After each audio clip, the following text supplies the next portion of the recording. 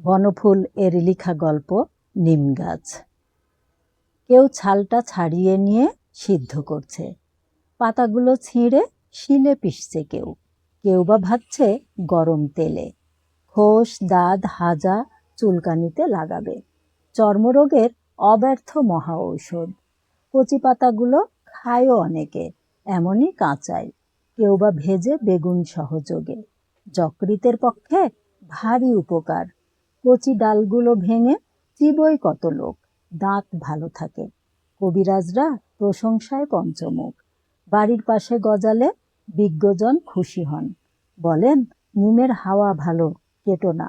কাটে না, কিন্তু যত্নও করে না। আবর্জনা জমে এসে চারদিকে, শান দিয়ে বাঁধিয়েও দেয় কেউ।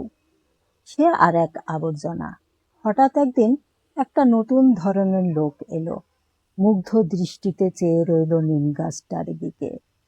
ছাল তুললে না, পাতা ছিঁড়লে না, ডালও ভাঙলে না, মুগ্ধ দৃষ্টিতে চেয়ে রইল শুধু। বলে উঠল, বাহ, কি সুন্দর পাতাগুলি, কি রূপ! থোকা থোকা ফুলেরই বা কি বাহার! এক ঝাঁক নক্ষত্র যেন নেমে এসেছে নীল আকাশ থেকে সবুজ সায়রে। বাহ! কিছুক্ষণ চেয়ে থেকে চলে গেল।